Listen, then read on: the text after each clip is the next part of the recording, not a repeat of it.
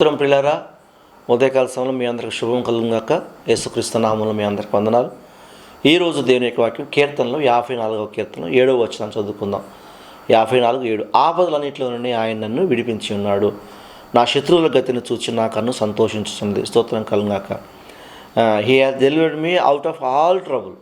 ప్రతి సమస్యల నుంచి, ప్రతి ఇబ్బందుల నుంచి, ఆయన ప్రతి బాధకర పరిస్థితుల నుంచి ఆయన నన్ను విడిపించున్నాడు అని, ఆపదలన్నింటిలో నుండి ఆయన నన్ను విడిపించి ఉన్నాడు అని చెప్పేసి దేవుని యొక్క వాక్యం రాయబడి. నిజంగా మనల్ని విడిపించేవాడు ఆయన. ఆయనకి విమోచకుడు అని పేరండి. స్తోత్రం కలుగును గాక. ఏంటండి, ఏం పేరు? విమోచకుడు అంటే విడిపించువాడు. కాబట్టి ఉదయకాల సమయంలో ఎటువంటి పరిస్థితుల్లో ఆపద అంటే అది ఏదైనా కావచ్చు, ప్రమాదం కావచ్చు, రోడ్ యాక్సిడెంట్ కావచ్చు, మరి ఆర్థికమైనటువంటి ఇబ్బంది కావచ్చు, మరొకటి ఏదైనా కావచ్చు, మనకి ఇబ్బంది కలిగించే పరిస్థితి ఏదైనా సరే, ఏ సమస్య అయినా సరే, ఆ సమస్య మనం ఏమంటామంటే ఆపద అని అంటాం. స్తోత్రం కలుగుగాక. అటువంటి ఆపదలో నుండి ఆయన అంటే కీర్తనకారుడు అంటాడు, ఆయన నన్ను విడిపించును అని అంటున్నాడు. నిజంగా ఆపదల నుండి మనం విడిపించేవాడు ఆయన అని చెప్పేసి దేవుని యొక్క వాక్యం సెలవిస్తుంది. ఆదికాండము 48వ అధ్యాయం 16వ వచనం చూసినట్టయితే దేవుని యొక్క మాట, యాకోబు ఒక మాట మాట్లాడుతున్నాడండి. తన యోసేపు బిడ్డలని దీవించినప్పుడు యాకోబు మాట్లాడుతున్న మాట, అనగా సమస్తమైన కీళ్ళ నుండి నన్ను తప్పించిన దోత ఈ పిల్లలను ఆశీర్వదించునుగాక. ఎంత గొప్ప మాట తెలుసా? ఎందుకంటే యాకోబు ఒంటరిగా ఉన్నప్పుడు ఏ ప్రాంతానికి వెళితే ఆ ప్రాంతానికి దేవుడు దూతగా ఉండి ఆయన వెంబడించాడు. దేవుని దూతలో యాకోబుని ఎదుర్కొన్నారు. దేవుడు ప్రత్యక్షత యాకోబుకు అనుగ్రహించబడింది. దేవుడు యాకోబు తోడుగా ఉన్నాడు. యాకోబు సమస్తాన్ని దేవుడు చూచాడు. అందుకని ఇప్పుడు అన్నాడు తెలుసా, సమస్తమైన కీడులో నుండి నన్ను తప్పించిన దూత ఈ పిల్లలను ఆశీర్వదించునుగాక.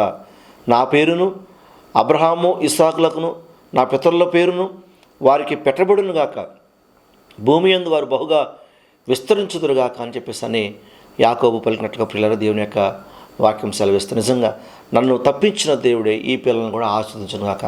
యాకోబు ఎన్ని పరిస్థితులను తప్పించబడ్డాడు తెలుసా? ఎన్ని పరిస్థితుల నుంచి వేర్చేవాడు తెలుసా? ఎంతగా దేవుడు సహాయంగా ఉన్నాడు. కారణం ఏంటంటే దేవుడు యాకోబును విడిచిపెట్టలేదు. యాకోబును విడిచిపెట్టను అని దేవుడు యాకోబుకి ప్రమాణం చేశాడు, మాట ఇచ్చాడు. కాబట్టి యాకోబు ఎక్కడుంటే అక్కడ దేవుడు ఉన్నాడు. యాకోబు జరిగే అన్యాయం దేవుడు చూస్తూ ఉన్నాడు. పిల్లల యాకోబుకి వచ్చే అపాయాన్ని దేవుడు చూస్తూ ఉన్నాడు. అందుకే అంటున్నాడు, ఇదిగో దేవుడే నాకు సహాయకుడు, ప్రభువే నా ప్రాణమును ఆదరించేవాడు. యాకోబు కూడా అంటూ ఉన్నాడు, తన మనవడైనటువంటి యోసేపు కుమారులను దీవిస్తా సమస్త కీళ్ళు నన్ను తప్పించిన దోత ఈ పిల్లలను ఆశీర్వదించరు అంటే దాని అర్థం ఏంటంటే, నాకు తోడుగా ఉన్న దేవుడే నా మనవలకు కూడా తోడుగా ఉండను గాక. చాలా గొప్ప మాట అండి. స్తోత్రం కలను. నా పేరు నా తండ్రి గారి పేరు అబ్రహాం పేరు ఇస్సాకు పేరు వారికి పెట్టబడును గాక అంటే దాని అర్థం ఏంటంటే, మాకు ఎలాగ దేవుడుగా ఉన్నాడు ఆయన, నా మనవలకు కూడా అలాగే దేవుడుగా ఉండును గాక అని మా తండ్రి పేరు అబ్రహాం పేరు ఇస్సాకు పేరు నా పేరు ఈ పిల్లలకు పెట్టబడును గాక అన్నాడు. అందులో చాలా అర్థం ఉందండి. స్తోత్రం కలుగును గాక. ఇదిగో దేవుడే నాకు సహాయకుడు, ప్రభువే నా ప్రాణమును ఆదరించేవాడు. స్తోత్రం. మరొక మాట మనం గమనించినట్లయితే పిల్లల, మొదటి సమూయేలు గ్రంథం చూసినట్లయితే మొదటి సమూయేలు గ్రంథంలో ఈ మాట రాయబడుతుంది పిల్లల. మొదటి సమూయేలు గ్రంథం 26వ అధ్యాయం, మొదటి సమూయేలు గ్రంథం 26వ అధ్యాయం చూసినట్లయితే 26:24 చిత్తగించుము, ఈ దినమున నీ ప్రాణము నా దృష్టికి ఘనమైనందున యెహోవా నా ప్రాణం తన దృష్టికి ఘనంగా ఎంచి బాధలన్నింటిలో నుండి నన్ను రక్షించును గాక అని చెప్పేసి దేవుని యొక్క వాక్యం సెలవు. స్తోత్రం కలుగు. ఎవరు మాట్లాడుతున్నారు ఈ మాట? ఎవరో తెలుసండి? దావీదు మాట్లాడుతున్నాడు. ఈ దినమున నీ ప్రాణము నా దృష్టికి ఘనమైనందున యెహోవా నా ప్రాణము తన దృష్టికి ఘనముగా ఎంచి బాధలను నన్ను రక్షించును గాక అని చెప్పేసి సౌలుతో మాట్లాడుతున్న. స్తోత్రం కలుగును గాక. కాబట్టి నిజంగా పిల్లరా, దేవుని యొక్క సన్నిధి ఎలా ఉంటుందంటే ఆపదలన్నింటిలో ఆయన దావీదును కూడా ఎన్నో ఆపదల నుంచి ఆయన తప్పించాడు. దావీదును కూడా ఎన్నో భయంకర పరిస్థితుల నుంచి దేవుడు తప్పించడం మనం చూస్తాం. మరొక మాట చూసినట్లయితే కీర్తనలో 34వ అధ్యాయము, కీర్తన 34వ అధ్యాయం 6వ వచనం చూసినట్లయితే పిల్ల వాక్యం రాయబడుతుంది. 34:6 ఈ దీనుని మొరపెట్టగా యెహోవా ఆలకించును, అతని శ్రమలన్నింటిలో నుండి అతని రక్షించను. దిస్ పూర్ మ్యాన్ క్రైడ్ అని రాయబడింది. దీనుడు మొరపెట్టకుండా this poor man cried and the Lord heard him and saved him out of all his troubles అని రాయబడింది. చాలా గొప్ప మాట ఇది, ఎంత అద్భుతంగా ఉందో ఇంగ్లీష్ మీనింగ్. ఈ దీనుడు మొరపెట్టగా యెహోవా ఆలకించును అంటే ఏడవగా దిస్ పూర్ మ్యాన్ క్రైడ్ అని రాయబడింది. ఆ మాటకు అర్థం అతని శ్రమలన్నిటిలో నుండి అతన్ని రక్షించను అని రాయబడింది. నిజంగా మనం ఏడ్చినప్పుడు దేవుడు మన పక్షాన ఉంటాడు. మనం ఏడ్చినప్పుడు దేవుడు మన కృప చూపుతాడు. మనం దీనత్వంలోకి వెళ్ళినప్పుడు మన పైన దేవుడు జాలి పడతాడండి. మనం మొర్ర పెట్టక ఆయన మన మొర్రను ఆలకిస్తాడు. స్తోత్రం కలుగును గాక. ఆయన ప్రతి శ్రమలో నుండి మనం తప్పిస్తాడు. అందుకే కదా దుఃఖించువారు దుఃఖం నాట్యంగా మార్చబడినంట.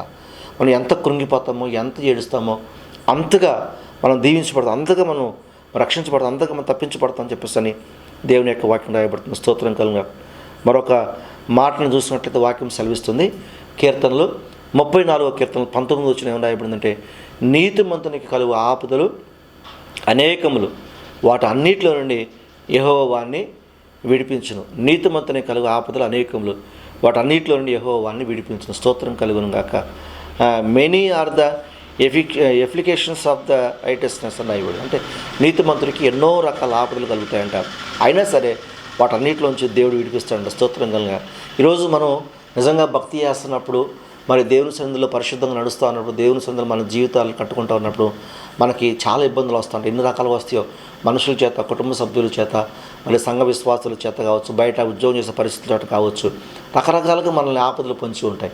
ఏంద్రా బాబు మనకి బాధలు అనుకుంటూ ఉంటాం. దేవునికి స్తోత్రం. అయినా సరే నీతిమంతులు మనం న్యాయంగా ఉంటున్నాం, కరెక్ట్గా ఉంటున్నాం కాబట్టి ఈ రకాలైన బాధలు పడాల్సి వచ్చింది. ఎక్కడ పడితే అక్కడ లొంగిపోయి, ఎవరికి పడితే వారికి సలాం కొట్టి, ఎవరు పడితే వాళ్ళని గణపరిచి, ఎవరిని పడితే వాళ్ళని మొక్స్తూ చేసాం అనుకోండి, అసలు అలాంటి వారికి ఏ బాధ ఉండదు. ఎవరికి ఇబ్బంది కలిగేది ఎవరికి, బాధ కలిగేది ఎవరు? నెక్కచ్చిగా ఉన్నోడికి, కరెక్ట్గా ఉన్నోడికి.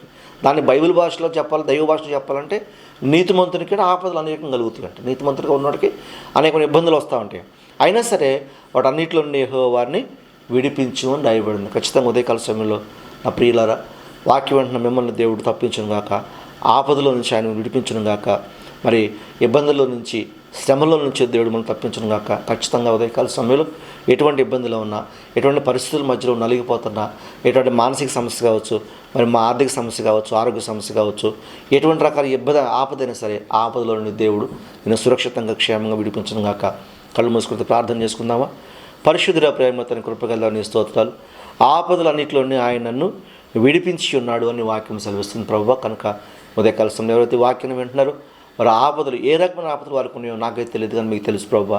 ప్రతి ఆపద నుంచి వారిని తప్పించండి, విడిపించడం. తప్పించు దేవుడు ప్రభువా, విమోచించు దేవుడు ప్రభువా, కృపచూపు దేవుడు. కనుక కనుకరించి మహిమ తెచ్చుకోమని ఉదయకాల సమయంలో ప్రభు వాక్యం ప్రతి ఒక్కరి పట్ల ఈ వాగ్దానాన్ని, ఈ మాట నెరవేర్చి మీ నామను మహిమ తెచ్చుకోమని, దేవని బిడ్డలు తెప్పరిల్లు చేసి సంతోషకరమైన, సమాధానకరమైన హృదయాన్ని, మనసు వారు దయచేయమని వందనాలు చెల్లిస్తూ యేసుక్రీస్తు నామం పేట ప్రార్థించి వేడుకుంటున్నాం తండ్రి. ఆమేన్.